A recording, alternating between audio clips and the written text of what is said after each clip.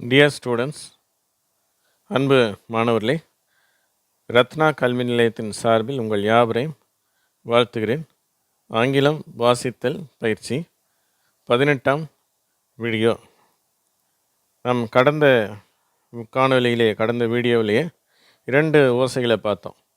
இந்த பன் பேர்ன் அப்படிங்கிறத வாசிச்சிருப்போம். சரியா? அ என்ற ஓசை, அ அப்படிங்கிற ஓசை. சரியா?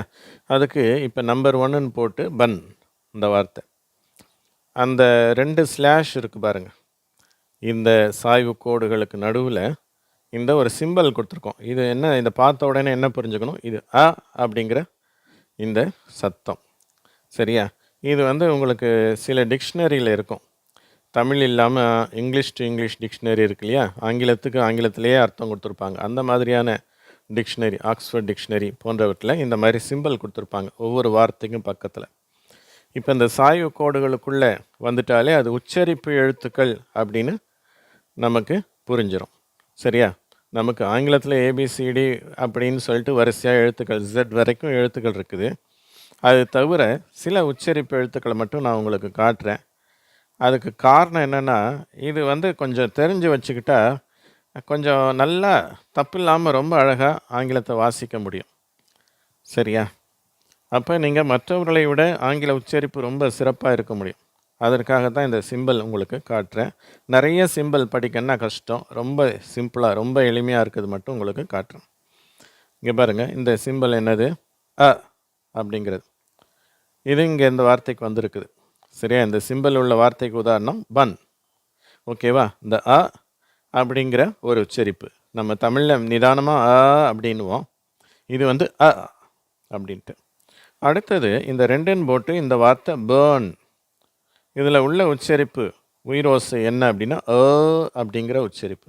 அதுக்கு இந்த சிம்பல் ஒரு 3 மாதிரி போட்டு 2 புள்ளி, இது 3 கிடையாது, இதெல்லாம் சேர்த்து என்ன சிம்பல் நமக்கு அது அ அப்படிங்கிற ஒரு ஓசையை குறிக்கிறது. சரியா? இந்த சவுண்டு உள்ள, இந்த அ அப்படிங்கிற சவுண்டு உள்ள வார்த்தைகளை நான் வாசிக்கிறேன். இங்கே பார்த்தீங்கன்னா எல்லாத்துலேயுமே அதில் ஆர் என்ற எழுத்து இருக்குது. சரியா? ஆங்கிலத்தில் ஆர் என்ற எழுத்து இருக்குது பாருங்கள், அது எல்லாத்துலேயுமே இருக்குது. இப்போ நான் வாசிக்க நீங்கள் திருப்பி சொல்லுங்கள். இது உங்களுக்கு நல்ல ஒரு பயிற்சியாக இருக்கும். இது ஃபர். சரியா? இதை ஃபர்ன்னு வாங்க, அப்படி சொல்லக்கூடாது. இது fur, her, per, sir, bird, burn, earn, firm. சரியா? இங்கே ஒருவேளை நீங்கள் நினைப்பீங்க இந்த ஆர் என்ற உச்சரிப்பே இல்லையே அப்படின்ட்டு. அது அப்படியே கலந்துருது, மற்ற எழுத்துக்களோட கலந்து அது அ அப்படிங்கிற இந்த உச்சரிப்பாக மாறிடுது. அதனால் அந்த ஆர் உச்சரிக்க தேவையில்லை. அடுத்தது இந்த 2வது ரோ. Phone, girl, hurt. சரியா? இது தெளிவாக தெரியுதா? HURT. இது hurt. term, turn, verb, word, work, worm, birth. சரியா? BIRTH. burst, chur, curse, dirty, early, earth. சரியா? EARTH. first, learn, mercy, nurse,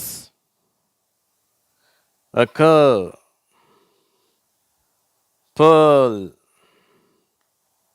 shirt, skirt, third, urban, world, burden, church, circle. இப்பொழுது அடுத்த பக்கம்.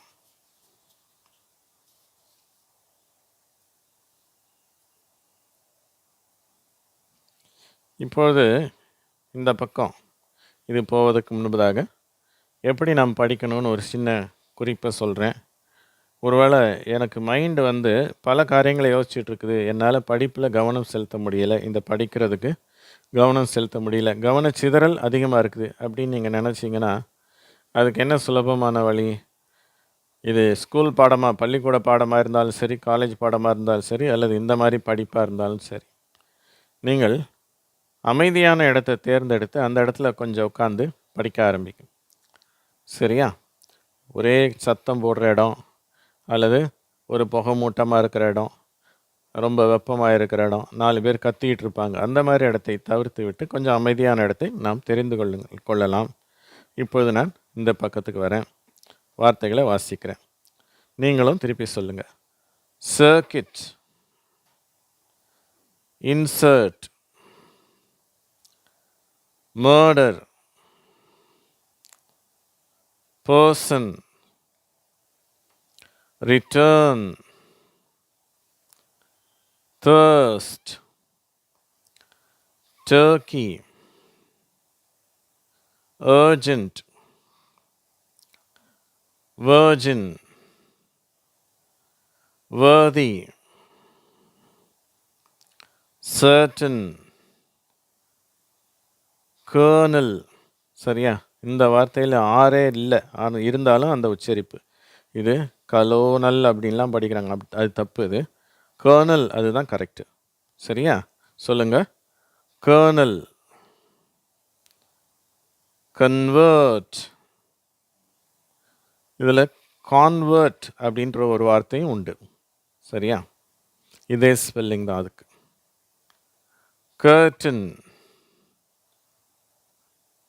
herself, journey, purpose, service, surface. சரியா? இது surface இல்லை, surface. சரியா? Surface. Surgery, thirsty, version, worship, eternal. சரியா? இது ஆரம்பத்தில் ஈயில் இருந்தாலும் அதை ஈ அப்படின்ற உச்சரிப்பு தான் சொல்கிறோம். சரியா? ஐ வந்தால் தானே ஈ சொல்லணும் அப்படின்னு யோசிப்பீங்க. இது இட்டர்னல். அடுத்தது இன்டர்னல், பர்சனல், பர்ச்சேஸ். சரியா? Research, certainly, emergency, furniture, university. ஓகேவா? இன்றைக்கு இவ்வளவு தான் இந்த வார்த்தைகள். இது மனதில் பதியலைன்னா இன்னும் ஒரு தடவை 2 தடவை போட்டு இதை கேட்டு பாருங்கள், மனதில் பதிய வைத்து கொள்ளுங்கள். நீங்கள் நியூஸ் எல்லாம் வாசித்து பார்த்தீங்கன்னா, நியூஸ் எல்லாம் யூடியூப்பில் நீங்கள் கேட்டு பார்த்தீங்கன்னா, பிரிட்டிஷ் கவுன்சில், பிபிசி நியூஸ் அதெல்லாம் கேட்டு பார்த்தீங்கன்னா அந்த உச்சரிப்பு இப்படி தான் இருக்கும். இந்த வார்த்தைகளை கவனித்து பாருங்களேன். அது ஒரு பயிற்சியாக நீங்கள் எடுத்து பாருங்கள். சில ஆங்கில நாடகங்களோ அல்லது இந்த மாதிரி நியூஸ் வாசிக்கிறதோ கேட்டு பார்த்தீங்கன்னா உங்களுக்கு இன்னும் கூட உச்சரிப்பில் ஒரு தெளிவு வந்துடும். ஓகேவா? இந்த காணொளி கண்ட உங்கள் அனைவருக்கும் என்னுடைய நன்றி. இதை ஷேர் செய்தவர்கள் மற்றும் எங்களுடைய சேனலை சப்ஸ்கிரைப் செய்தவர்கள் அனைவருக்கும் நன்றி. நன்றி, வணக்கம்.